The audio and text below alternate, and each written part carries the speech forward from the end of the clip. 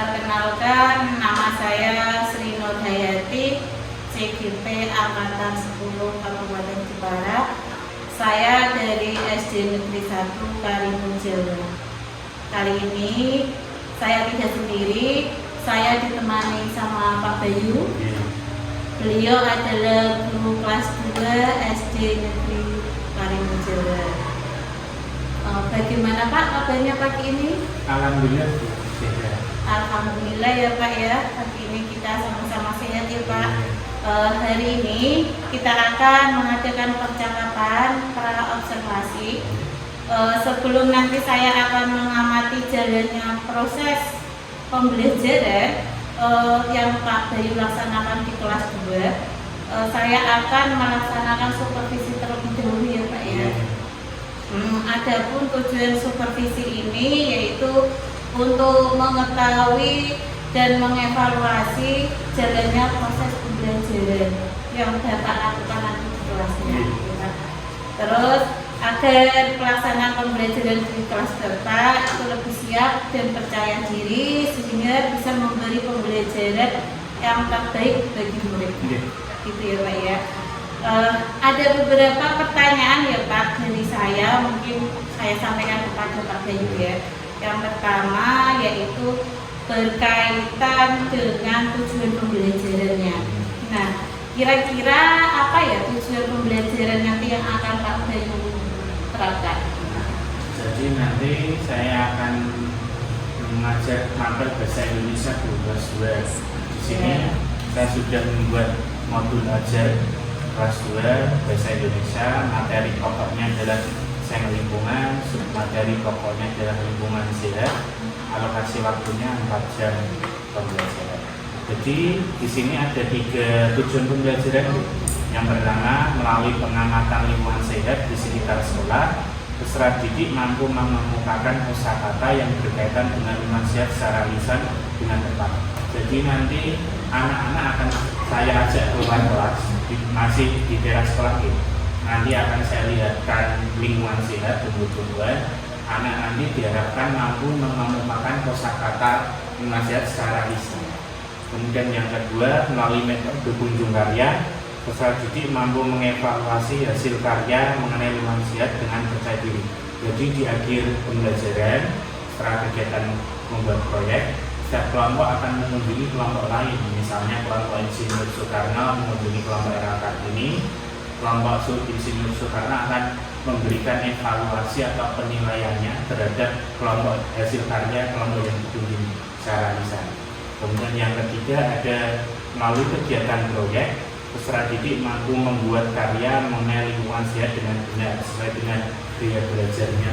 Jadi di kelas saya itu ada yang belajar auditori, visual, dan kinestik. Tentu hasil karya yang dihasilkan berbeda. Berarti tadi tujuan yang Bapak ingin capai itu ada 3 ya Pak ya. Dari ingin mengungkapkan pendapat, ingin anak-anak diajak keluar dan lain sebagainya ya Pak ya. Terus pertanyaan yang lain Pak yang ingin saya tanyakan yaitu bagaimana dengan area pengembangan yang diinginkan Pak?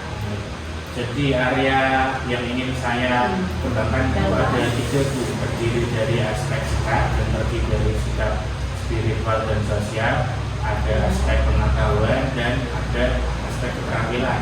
Kalau yang aspek sikap spiritual, saya akan membagikan lembar bela diri kepada murid saya. Kemudian yang sikap sosial itu observer, jadi ada lembar observasi dari saya selalu guru.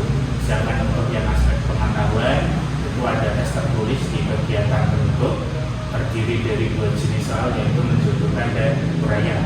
Kalau yang menjudulkan itu murid akan mengelompokkan yang termasuk kosakata limasia, itu termasuk level kognitif juga. Sedangkan yang uraian tadi anak akan memberikan pendapatnya secara tertulis mengenai gambar limasia, itu termasuk level kognitif.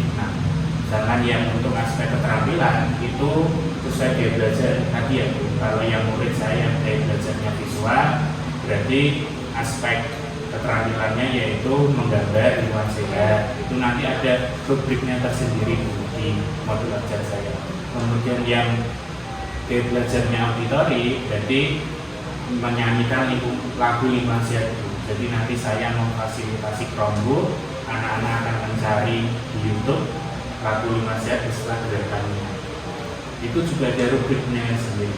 Kemudian yang terakhir, anak dengan gaya belajar kinestik itu akan saya fasilitasi 2D karena ada 2 kelompok, luar kelas memfoto Lima Siap di lingkungan dalam sekolah. Nah, jadi itu juga ada rubrik penilaiannya tentang foto itu. Baik, berarti ya Pak ya, bagus. Karena itu berarti pengembangan area yang ingin dikembangkan saja ada aspek sikap, pengetahuan serta keterampilan dari anak tersebut ya Pak. Nah, lalu bagaimana ya rancangan pembelajaran yang ingin Pak Bayu kembangkan seperti metode atau model dan langkah-langkah pembelajarannya Pak? Kalau pembelajaran bahasa Indonesia ini termasuk pembelajaran berdiferensiasi gitu. Kalau modelnya itu ada PJBL, Project Based Learning. Kalau metodenya ada Jawa, ada diskusi kelompok, ada tujuh karya, ada proyek, ada permainan juga ice breaking. Untuk yang kegiatan pendahuluan itu seperti biasa saya akan mengucapkan salam, mengajak berdoa, mengajak bernyanyi, mengajak tepuk-tepuk, mengajak gadiran, tepuk semangat, dan itu saya akan mengajak anak-anak menyanyikan lagu tentang Lima Siap, yaitu dari Sabang sampai Merauke. Disitu kan dijelaskan dari Sabang sampai Merauke kan salah satunya ada Pulau Karimun Jawa gitu, yang terkenal dengan lingkungan yang bersih. Itu akan melatih anak nasionalisme. Kemudian di kegiatan pendahuluan bagian persepsi itu juga saya akan memainkan pembelajaran sebelumnya tentang ciri-ciri manusia. Kemudian ada juga saya apresiasi itu memotivasi anak dengan cara menjelaskan betapa pentingnya pembelajaran yang akan saya lakukan materi manusia terhadap kehidupan sehari-hari. Terus kalau yang kegiatan ini itu sesuai dengan 5 langkah PJBL. Yang pertama ada menentukan pertanyaan dasar, kedua ada mendesain perencanaan program, ketiga ada penjadwalan, yang keempat ada memonitor kemajuan proyek, dan kelima ada penilaian hasil itu kunjungan tadi. Kemudian yang kegiatan penutup ini nanti akan saya akan mengajak anak-anak merefleksi pembelajaran tersebut secara lisan, kemudian saya menanyai bagaimana suasana hatinya atau perasaannya hari itu, kemudian setelah refleksi ada menyimpulkan bersama atau belajar. Dan menyimpulkan ada tes tertulis kognitif tadi. Setelah itu akan ada menyanyikan lagu daerah dulu. Terakhir ya seperti biasa berdoa dan mengucapkan selamat. Baik, selamat. Baik sekali apa yang ingin disampaikan kepada anak pembelajarannya Pak Bayu.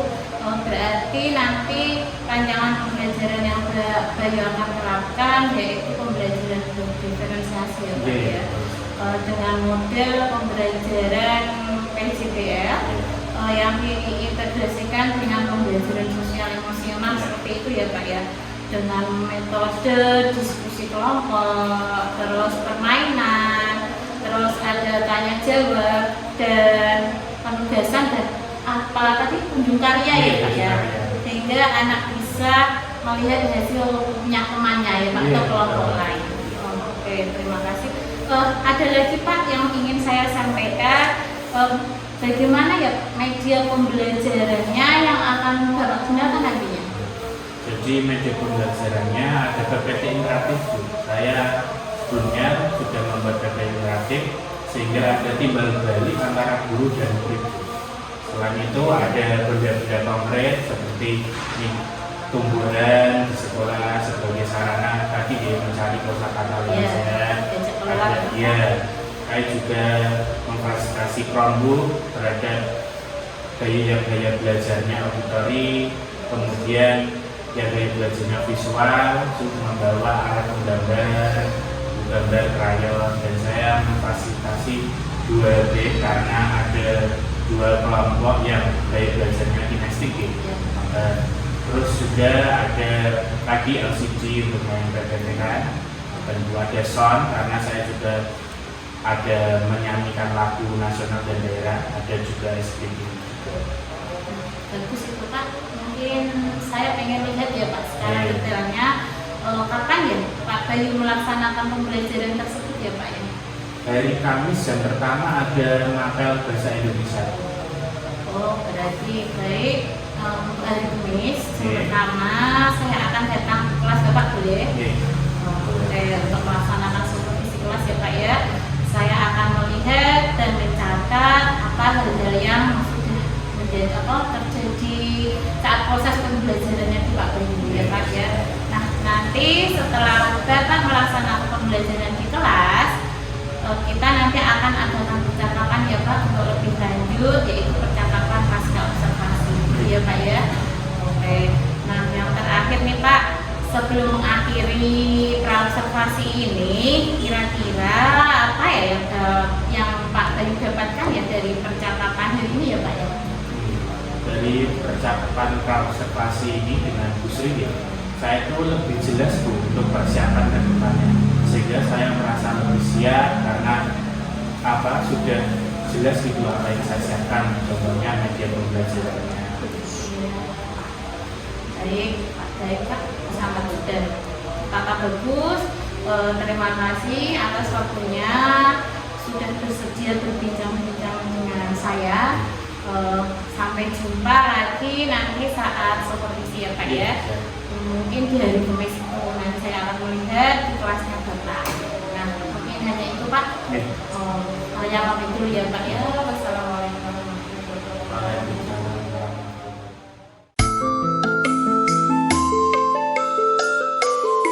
Warahmatullahi wabarakatuh.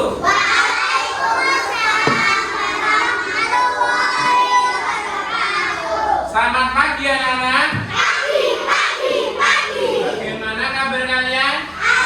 Luar biasa. Semangatnya bagus sekali ya. Coba tepuk semangat.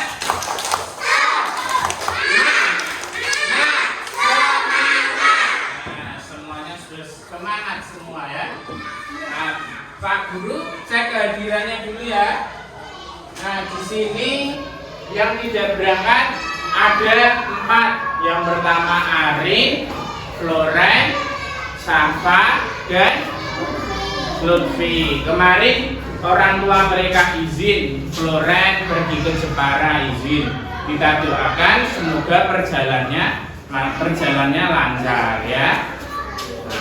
Sebelum memulai pembelajaran, mari kita memulai dengan berdoa. Coba Wildan dipimpin doanya.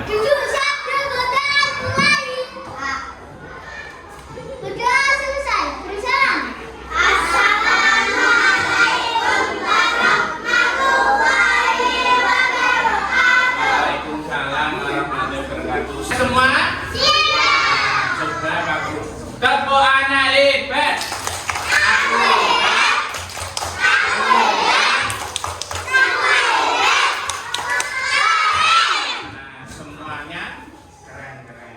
Sebelum memulai pembelajaran, Pak Guru punya sebuah lagu ya.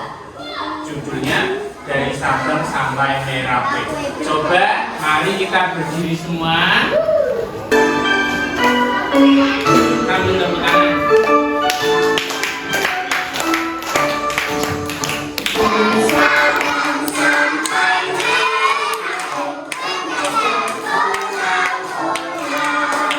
Dan lagu Dari Sabang Sampai Merauke, tadi ada sebuah liriknya seperti ini. Dari Sabang sampai Merauke, berjajar pulau-pulau. Nah, dari ujung Sabang sampai Merauke itu banyak sekali pulau di Indonesia ya kan? Salah satunya adalah pulau tempat kita tinggal sekarang. Pulau Karimunjawa terkenal dengan apa? Laut yang bersih itu lingkungan sehat atau tidak? Nah, lingkungan sehat. Kita kemarin sudah belajar tentang ciri-ciri lingkungan sehat. Ciri-cirinya apa ya? Apa? udara segar, bersih, tidak ada sampah, nyaman, tanahnya subur, tidak ada nyamuk. Mengapa sih kita harus menjaga kesehatan, menjaga lingkungan bersih? Kenapa? Supaya kita tidak sakit, Pak. Ada lagi, mengapa kita harus menjaga kebersihan? Agar terhindar dari kuman, pindah. Sekarang kita hari ini kita akan belajar tema 4, hidup bersih dan sehat. Subtema berapa? Subtema 4, hidup bersih dan sehat di tempat bermain, pembelajaran keempat. Nah, tujuan pembelajarannya yang pertama, kalian nanti akan menjelaskan ciri-ciri lingkungan tidak sehat. Kemudian kalian menentukan solusinya. Ada lingkungan sehat, caranya bagaimana mengatasinya. Nanti kita belajar itu. Pak Guru punya sebuah cerita. Kemarin Pak Guru pergi ke pantai Ujung Bulan. Siapa di sini ada yang pernah ke pantai Ujung Bulan? Nah, pantai Ujung Bulan kan sangat terkenal di Karimun Jawa, ya kan? Pak Guru sama teman-teman ke sana. Taman di laut, di sana tiba-tiba asar. Pak Guru mau ke musola dulu. Di sana kan ada fasilitas umum banyak, ya kan? Nah, yang bisa kalian temui contohnya ada musola di pantai juga. Saat Pak Guru mau masuki musolanya seperti ini. Apa yang terjadi itu? Musolanya kotor. Ada lagi? Banyak nyamuk.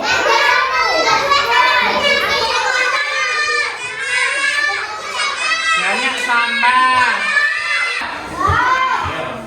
WC umum yang kotor harus dibersihkan. WC umum yang kotor banyak penyebabnya.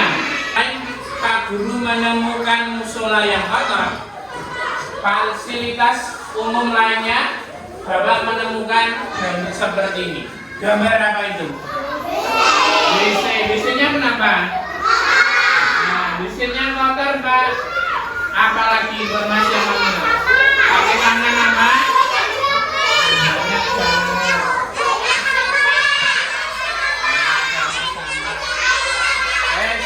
Gimana Caca? Airnya menyumbat. Nah, ya pintar mana Pak? Banyak lumut Pak. April banyak sampah Pak. Caca airnya menggenang Pak. Ini lingkungan sehat atau tidak sehat? Tidak sehat. Kalau kamu memasuki WC umum yang kotor seperti itu, yang kamu rasakan apa? Tidak nyaman. Baru Pak. Kira-kira cara membersihkannya bagaimana? Cara mengatasinya bagaimana? Pakai tangan. Caranya bagaimana, Bin? Digosok. Pakai apa? Pakai sikat. Terus apa lagi, Rara? Pinter. Selain ada sabun cair, ada juga sabun batang. Sabun batang. Ya, sabun batang ini bisa dibuat hiasan loh. Hiasannya apa? Nah, contohnya seperti ini. Ini sabun batangnya Pak Guru buat menjadi beruang. Selain beruang ada banyak lagi. Apel ini bentuk apa, Bil? Daun. Nah, sekarang tebak aku. Tebak. Ini benda Pak. Kira-kira botol bisa dibuat dari gimana? Nah, contohnya seperti ini. Sabun ini membentuk bangun ruang yang namanya balok. Untuk selanjutnya yang balok menyamping kita sebut balok. Berikutnya sabunnya Pak Guru berdirikan, apakah masih berbentuk balok? Nah, dari seperti ini membentuk seperti ini. Apakah masih membentuk balok? Masih. Untuk selanjutnya balok yang berdiri kita sebut balok. Balok. Setelah AB harus surut. Kalau balok AB lanjutannya juga harus AB. Berikutnya, mari kita bermain. Ada yang coba? Ini urutannya balok apa? Balok dari balok A, B, B. Ini A. Kira-kira dua berikutnya apa? Balok B dan balok. Apakah betul balok B dan balok B? Kita lihat dulu. Nah, itu sama A, B, B. A, B, B. Terus ada A. Harus surut setelah A, di sini ada balok B dan B. Iya, tepuk pintar. Jempol kanan, jempol kiri. Pintar. Sekarang kelompokmu Hatta berdiri. Taruh bendamu. Yang di sini adalah balok, yang di sini adalah bentuk. Kalau sudah kembali ke tempat duduknya, tunjukkan ke teman-temanmu mahasiswa. Balok? Nah, pintar, balok. Harus ini. Apakah buku ini bentuknya balok? Iya, pintar.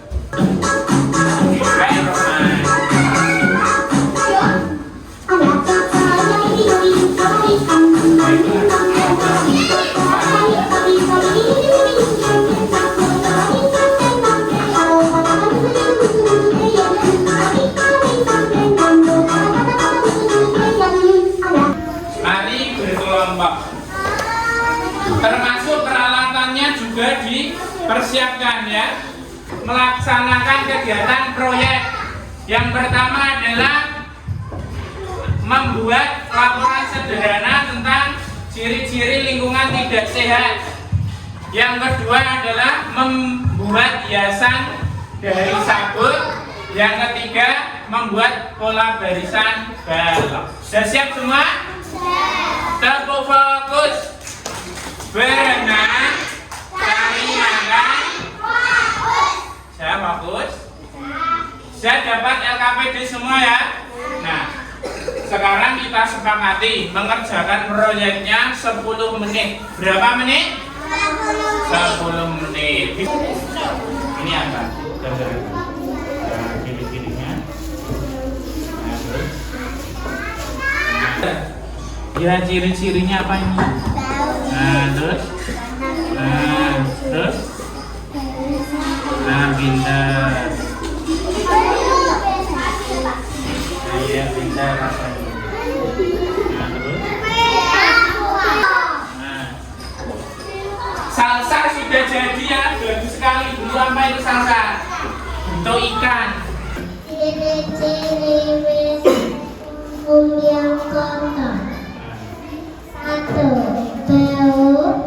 Satu, ciri-ciri WC umum yang kotor. Satu, bau. Sudah tepat? Satu lagi. Dua, kotor. Satu, dadu. Bentuk benda, kubus. Dadu, bentuk bendanya kubus sama. Sudah tepat? Oh, pintar. Nomor 2. Dua, lemari. Lemari bentuknya? Balok. Lemari bentuknya balok? Coba saya. Coba kelompok Hatta berdiri. Mari kita kunjung karya ke kelompok RA Kartini. Ini. Ayo salsa. Sini saya. Coba kelompok Hatta berikan penilaian kalian terhadap biasanya RA Kartini. Bagus. Apanya yang bagus? Warnanya. Terus selain bagus apa? Biasanya bagus. Iya, bagus. Selain bagus, warnanya bagus. Ada lagi? Coba Jihan. gambarnya bagus. Sekarang coba ceritakan perasaanmu tadi saat melaksanakan proyek. Yang lainnya tolong diam dulu, Rara. Senang. Perasaannya senang, Pak. Dan saya Coba senang. Senang apa? Bahagia. Sekarang hari ini tadi kita sudah belajar apa saja ya? Pintar, Naila. Ciri-ciri lingkungan tidak bersih. Ada lagi? Membuat hiasan dari nah, contoh bentuk benda kubus dan bola. Ada yang mau menyimpulkan pembelajaran hari ini? Kita harus coba ulangi, Rara. Nah, kita harus menjaga kebersihan. Dikerjakan sendiri dengan tertib tanpa mencontek. Karena mencontek itu perbuatan curang. Benar. 2 menit ya mengerjakannya. Bismillah dulu bareng-bareng. Bismillahirrahmanirrahim. Saya dikerjakan. Nah, pintar. Tepuk pintar. Nah, gini dulu, gini. Coba malunya. Selamat. Nah, selamat ya.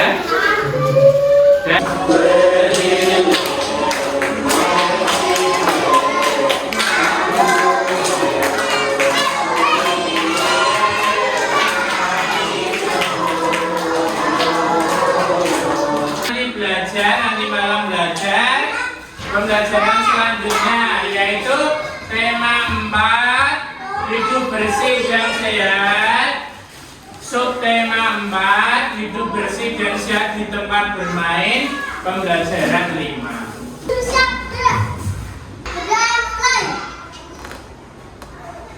Kerja selesai. Tulisan tanpa Pak Guru.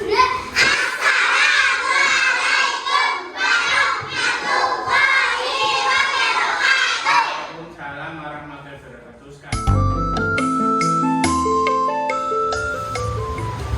Assalamualaikum Pak Bayu. Waalaikumsalam Bu Sri. Berjumpa lagi pada percakapan pasca observasi supervisi akademik ya Pak ya. Dengan saya Sri Nur Hayati, CDP Angkatan 10 Kabupaten Jepara dari SD Negeri 1 Kabupaten. Saya masih ditemani oleh Bapak Bayu ya Pak, sebagai guru yang pernah saya observasi pada kegiatan supervisi akademik ya Pak ya. Nah, bagaimana Pak kabarnya siang ini? Alhamdulillah sehat Bu. Kalau Bu Sri bagaimana Bu? Alhamdulillah, walaupun sedikit capek tapi tetap sehat dan semangat.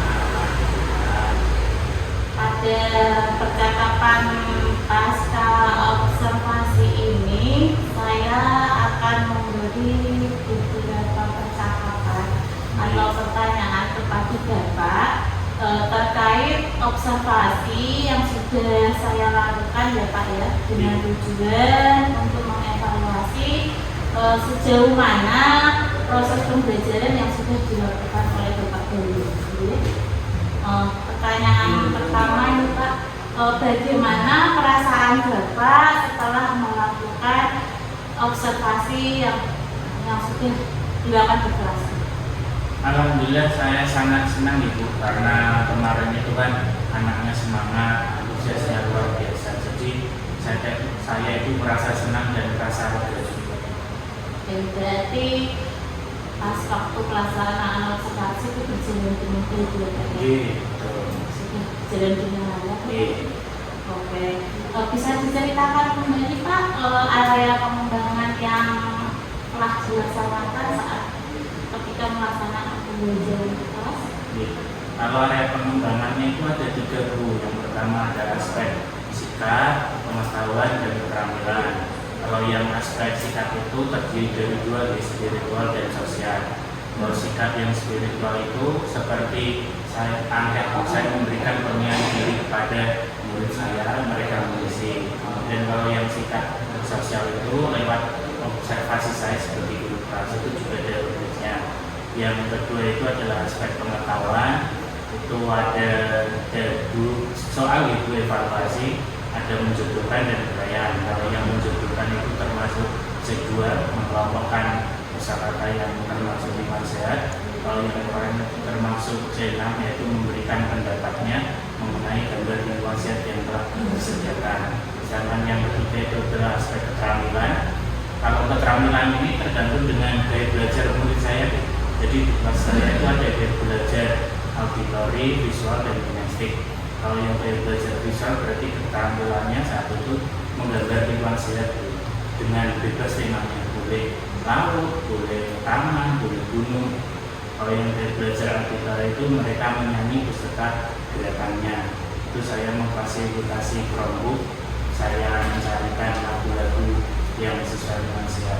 Itu adalah teknik pendidikan. Dan yang ketiga adalah dia belajar visual Bu. Jadi anak-anak saya yang aktif kan Bu, yang suka yang kesana kesini itu saya beri kegiatan memfoto lingkungan sehat keluar kelas. Jadi ada 3 aspek ya Pak ya.